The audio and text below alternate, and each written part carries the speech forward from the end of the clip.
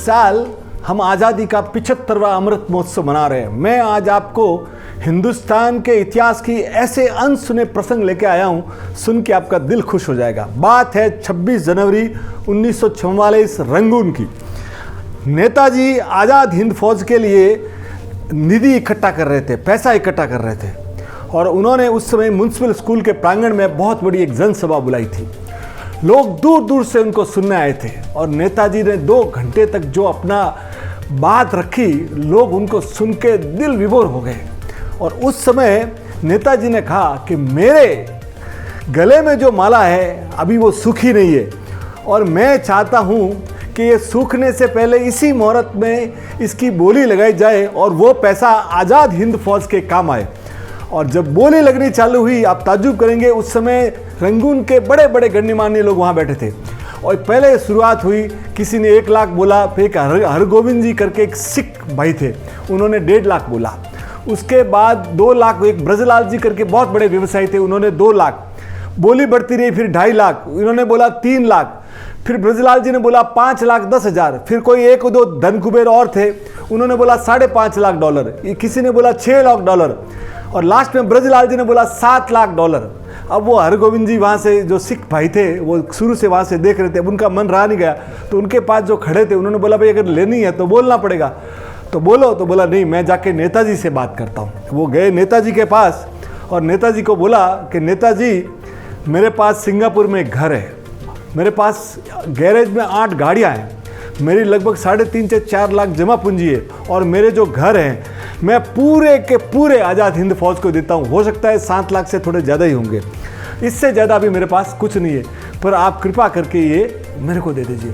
नेताजी जैसे ही वो बात सुनी, नेताजी भाव विभोर हो गए और अभिभूत हो गए, और बाबा नेताजी ने गले लगा लिया और उसकी आंखों से पानी लग गया।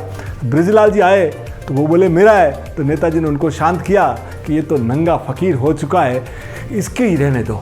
और ब्रजलाल जी ने भी मान लिया। आप सोचिए कैसा व्यक्ति रहा होगा जिसने $7 लाख 1944 में, और जब पूरे दे दिए उसने बोला अभी मेरे पास कुछ नहीं है, नेताजी मेरी आपसे एक ही दरख्वास्त है कि मुझे भी आज़ाद हिंद फौज में शामिल कर लीजिए। और वो हरगोविंद जी इतने महान सिख व्यक्ति थे कि उनको आज़ादी के आज़ाद हिंद फौज में उनको शामिल किया गया। ऐसे थे रंगून। दूसरे, अपने यहाँ रंगून में 9 जुलाई 1944 फिर आज़ाद हिंद फौज की बात चली, तो अपने एक मुस्लिम भाई थे, उनका नाम था हबीब सेठ। उनको लोग मेमन अब्दुल हबीब यूसुफ मरजानी उनका पूरा नाम था। और उन्होंने उस समय, आप सोचिए, 1944 में 1 करोड़ रुपया उन्होंने दिया था। और वो जैसे ही दिया ना, पूरा रंगून में पूरा जितना एशियन कम्युनिटी थी उनको लगा कि कितना देश के लिए न्योछावर कर गए। वो अपने सौराष्ट्र के थे, इधर दोराला गांव के, दोराला शहर के। एक और लेडी थी जकार्ता, इंडोनेशिया के, उसने अपनी पूरी पूंजी और पूरी ज्वेलरी और गोल्ड जब भेजा ना, तो नेताजी से रहा नहीं गया और नेताजी उनको मिलने गए और बोला अम्मा तो आपने इतना दे दिया, तो बोला ये, तो बोला अम्मा मैं तो राम हूँ, मुझे लक्ष्मण जैसे लड़ने वाले भी चाहिए।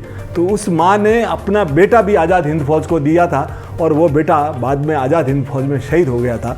इसलिए ये अमृत महोत्सव जब हम मना रहे हैं ना, तो ऐसे ऐसे महान वीरों को भी हम याद रखें, ताकि हिंद माँ के, ये माँ हिंद की के लिए कौन कितने कितने लोगों ने, कितने मतवालों ने अपने अपने प्राण न्यौछावर किए, उन सबको हम सैल्यूट करते हैं। जय हिंद। करे दर्द का काम तमाम, मेंथोडेक्स पेन बाम।